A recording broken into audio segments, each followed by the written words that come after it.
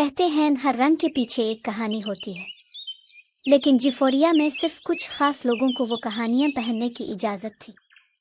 یہ ایک ایسی سلطنت تھی جہاں رنگ محض خوشی یا حسن کا ذریعہ نہیں بلکہ طاقت، اختیار اور سماجی رتبے کی علامت بن چکے تھے۔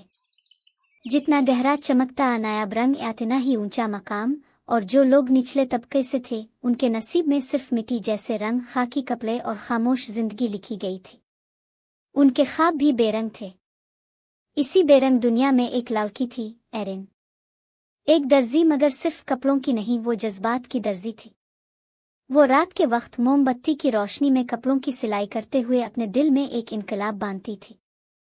وہ چاہتی تھی کہ انسانوں کو اپنی شناخت کا رنگ پہننے کی اجازت ہو، نہ کہ صرف وراثت کا۔ پھر ایک دن قسمت نے ایرین کو وہ دیا جس نے اس کی دنیا ہی بدل دی، ایک جادوئی ریشم جو زندہ تھا۔ ایسا ریشم جو جذبات کو محسوس کرتا تھا، خوشی میں چمکتا، محبت میں نرم پڑتا اور درد میں رنگ بدلتا۔ ایرین نے اسے ہمدرد ریشم کہا، کیونکہ یہ صرف کپڑا نہیں تھا، یہ ایک ساتھی تھا۔ جب اس نے اپنی سہیلی لیرا پر وہ ریشم آزمایا تو جیسے لیرا کے اندر کی ساری خاموشی رنگ بن کر باہر نکل آئی، ایک ایسا لمس جو لفظوں سے بڑھ کر تھا۔ ایرین جان گئی یہی اس کا مشن ہے۔ اس نے ہمدرد ریشم سے کپڑے بنانے شروع کیے، چھپ کر، چاپ چاپ، مگر دل سے۔ اور دھیرے دھیرے لوئر جیفوریا کے لوگ ان کپڑوں کو پہننے لگے۔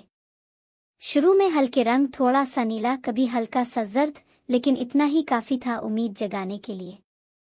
اسکول میں ایک لڑکا جو کبھی کچھ نہ بولتا، ایرین کے کپڑے پہن کر پہلی بار ہاتھ الفاٹتا ہے۔ ایک ماں جو برسوں سے مسکرائی نہیں، ریشمی دوپٹہ پہنتے ہی اپنے بچے کو گلے لگا لیتی ہے۔ لوگ جینے لگتے ہیں پہلی بار اپنے رنگ میں، مگر انقلاب جہاں روشنی لاتا ہے وہیں اندھیرے بھی جاگتے ہیں۔ اوپر والے طبقے کو خبر ہوئی تو محل کے کمرے ہلنے لگے۔ لیڈی ایسولڈ جو شاہی فیشن کی وزیر تھی، غصے سے آگ بگولا ہوئی۔ رنگ جذبات کے لیے نہیں ہوتے، وہ صرف اختیار کی علامت ہے، اس نے کہا۔ ایرین کو گرفتار کیا گیا اور اس سے شاہی گالا کے لیے لباس بنانے کو کہا گیا۔ ایک طرف دھمکی تھی، دوسری طرف امید، مگر ایرین کے دل میں خوف سے بڑا جذبہ تھا، سچائی کا۔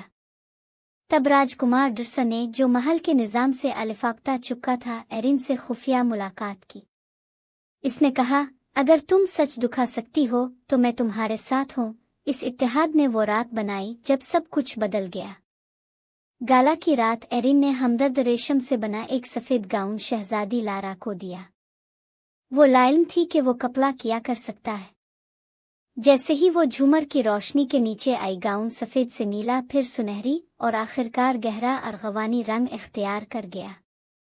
وہ پورے دربار کے سامنے کھڑی ہوئی اور کہا، میں ہمیشہ ان قوانین کے خلاف تھی، میں اپنی شناخت چھپاتی رہی، مگر آج میں اپنی سچائی پہن کر آئی ہوں۔ اس اعلان نے دربار میں خاموشی پھیلا دی۔ لیڈی ایسولڈ نے غصے میں وہ ریشم خود پہننے کی کوشش کی، مگر کپڑا بے رنگ ہی رہا۔ ایرین نے کہا، یہ کپڑا آپ کو نہیں بدلتا، یہ صرف وہ دکھاتا ہے جو آپ پہلے سے ہیں۔ اور وہ لمحہ تھا جب طاقت شرمندہ ہوئی اور سچائی نے فتح پائی۔ شہزادی لارا اور راجکمار ڈرسن نے سب کے سامنے اعلان کیا کہ آج کے بعد رنگ ہر انسان کا حق ہے، نہ کہ صرف شاہی خاندان امیر طبقے کا۔ جیفوریا بدل گیا۔ وہ انقلاب نہ خون سے آیا، نہ تلوار سے، بلکہ احساس سے، کپڑے کے لمس سے اور ایک درزی کی ہمت سے۔ اب وہی جیفوریا ہے، مگر رنگوں سے بھرا ہوا۔ ایک شاندار اسکول جہاں ہر بچہ فن سیکھتا ہے، چاہے وہ کہیں سے بھی ہو۔ ایک درزی جو اب استاد ہے، اور ایک ہمدرد ریشم جو اب ہر دل کی زبان بن چکا ہے، کیونکہ آخر میں ہر انسان کو حق ہے اپنے رنگ پہننے کا۔